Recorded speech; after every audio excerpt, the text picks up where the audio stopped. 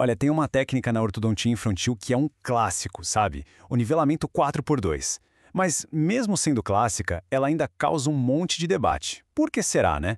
Então, bora mergulhar a fundo nisso.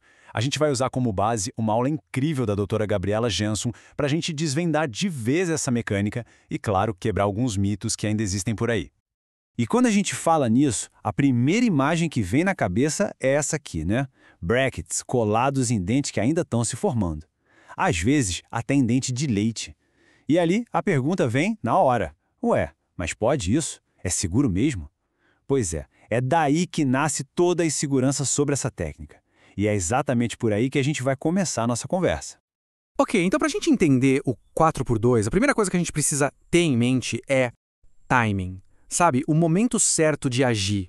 Na ortodontia, isso é tudo, principalmente naquela fase super dinâmica da troca de dentes, que a gente chama de dentição mista. E é bem aí que entra um conceito fundamental. A ortodontia interceptiva. Pensa nela como se fosse uma jogada de xadrez, sabe? Uma jogada de mestre. Ao invés de ficar esperando um problema se agravar, a gente intercepta. A ideia é intervir para guiar o desenvolvimento do jeito certo e, com isso, evitar um problemão lá na frente. É, no fundo, uma filosofia de prevenção. Mas tá, quais são os alvos dessa ação mais cedo? Basicamente são 3 problemas que, se a gente não corrige a tempo, podem bagunçar toda a estrutura da mordida. São eles: a mordida cruzada posterior, a mordida cruzada anterior e a mordida aberta anterior. Quando a gente resolve isso logo no começo, a gente está dando para a criança uma base sólida, funcional e saudável para o sorriso permanente que vai vir depois. Beleza. Com os objetivos bem claros na nossa mente, vamos então para a ferramenta que ajuda a gente a chegar lá. O famoso, o clássico, nivelamento 4x2. O legal dessa mecânica é que ela é super estratégica, mas ao mesmo tempo, simples. Pensem comigo, a gente tem os 4 incisivos lá na frente, que são o nosso alvo, é ali que a mágica da correção vai acontecer. E, lá no fundo, os 2 molares permanentes. Eles são a nossa âncora, dão todo o suporte à estabilidade que o sistema precisa para funcionar direitinho. Só que olha só, a versão original, a clássica dessa técnica, tem um detalhe, um ponto fraco. Fica um vão bem grande de fio sem nenhum apoio entre os dentes da frente e aquela âncora lá no fundo. Isso acaba criando tipo uma corda bamba, sabe? O que pode ser meio ineficiente e até desconfortável. Mas calma, como a gente vai ver, já existe uma solução bem inteligente para isso. E são justamente esses desafios que acabam alimentando os maiores medos sobre a técnica. Então agora, chegou a hora.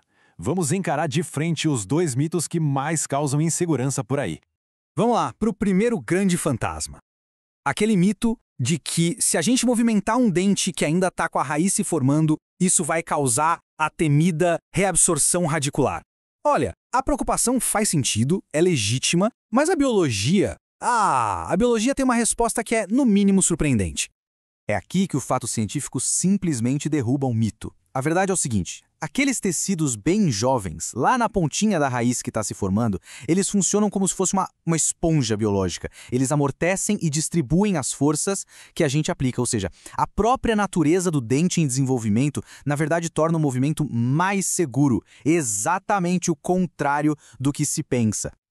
Ok, mito número 1, desvendado. Bora pro segundo que tem a ver diretamente com os dentes de leite. A dúvida aqui é, peraí, se eu colar um bracket num dente que por natureza vai cair, eu não vou acabar acelerando essa queda de um jeito ruim? E a resposta da doutora Jansen para isso é uma analogia que, olha, é demolidora. Ela lembra que muitos profissionais já usam aparelhos expansores, tipo o Hyrax, que aplicam forças pesadíssimas nos dentes de leite. Daí ela faz a pergunta-chave. Se a gente pode aplicar uma força ortopédica que é altíssima em dentes de leite com um Hyrax, por que raios a gente não poderia aplicar uma força ortodôntica que é super leve? A lógica é irrefutável, né? Bom, com esses mitos já fora do caminho, a gente ganha confiança para agir, né? E essa ação toda se traduz num protocolo clínico que não é só seguro, ele é extremamente eficaz. Claro, quando é bem executado. E esse protocolo da doutora Jansen pode ser resumido em 3 passos essenciais. Olha que prático. Primeiro, a seleção de materiais, tudo bem simples, o que a gente já conhece. Segundo, a regra de ouro da colagem, que é o grande pulo do gato.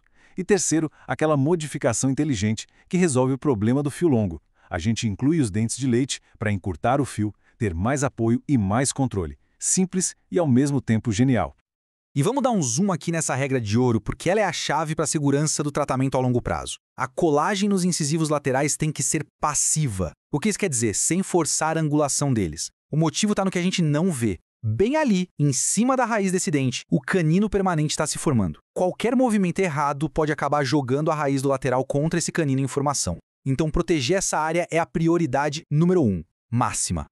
Seguindo esse protocolo à risca, a gente chega nos resultados. E é importante dizer que o objetivo final aqui vai muito além de deixar o sorriso bonito, tá? A meta é construir um sorriso que funcione perfeitamente. E o que define o sucesso do tratamento na prática? É a gente conseguir estabelecer um trespasse positivo, tanto na vertical quanto na horizontal. Traduzindo, é garantir que os dentes da frente se encaixem do jeito certinho. E isso tem um impacto direto, super positivo, na mastigação e até na fala da criança. E uma parte que é fundamental para o sucesso de tudo isso é a comunicação. Tem que alinhar as expectativas com os pais. Explicar, por exemplo, que aqueles pequenos espacinhos ou os triângulos negros entre os dentes não são um defeito, muito pelo contrário, são características normais e até desejáveis nessa fase. Por quê? Porque indicam que tem espaço ali para o desenvolvimento saudável dos dentes permanentes que vem vindo. Tudo isso nos leva à pergunta final, uma reflexão que resume toda a filosofia por trás dessa abordagem. E se um tratamento mais simples, feito agora, no momento certo, pudesse evitar um tratamento muito mais complexo, mais demorado, lá na frente? No fim das contas, é sobre isso que a gente está falando. É sobre a inteligência de agir cedo para colher os melhores resultados possíveis.